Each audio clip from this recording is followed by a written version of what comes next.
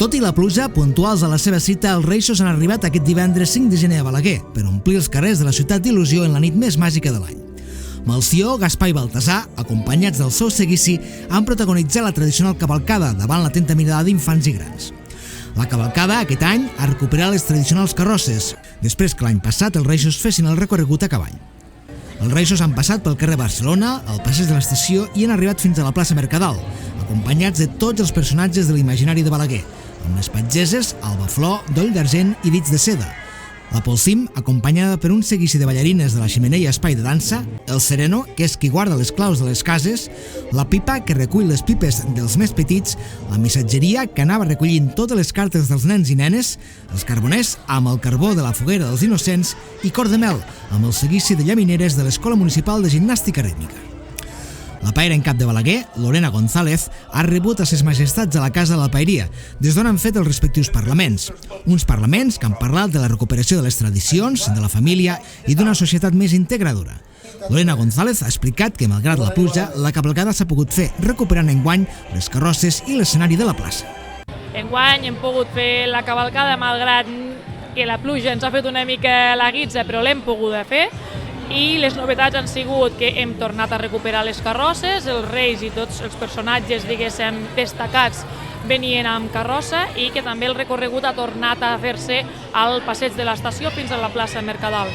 En aquesta ocasió teníem previst haver fet l'escenari final a la plaça del Mercadal, la climatologia no ens ho ha permès, però sí que estem fent la rebuda al vestíbul de la paeria, cosa que també agraeixen, que també està fent una mica de fred i també creiem que els nens ho podran gaudir molt més. González també diu que ha demanat als Reixos que ens portin amor, salut i valors per a tots els balaguerins. Vull destacar que el rei Gaspar ha fet com una mica picada de mans, que deixem els mòbils i fem més família, que parlem més entre nosaltres, fem més tertúlia. I jo també he demanat que ens portin amor, que ens portin salut i que ens portin valors, que ens portin valor a tots els balaguerins i balaguerines per a que puguem fer una ciutat molt més amable, per a que puguem tenir tots consciència de que hem de ser nets, polits i d'aportar el possible per tenir una societat molt més neta i sempre més justa.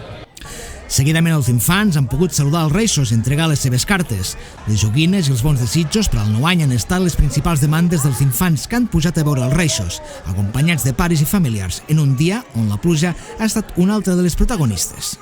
Molt bé, la veritat, sí que la pluja ha tingut una mica xous, però ells van disfrutar molt, que és l'important, i res, aquí a veure els Reis, i ara aquesta nit a dormir aviat, a veure si passen i els hi portem molts regals i una mica de carbó. Què heu demanat als Reixos? Jo, unes bambes de muntanya, ulleres de piscina, guants llargs de bici i malles llargues de bici. Jo, una cuna i la camiseta de la Mapi.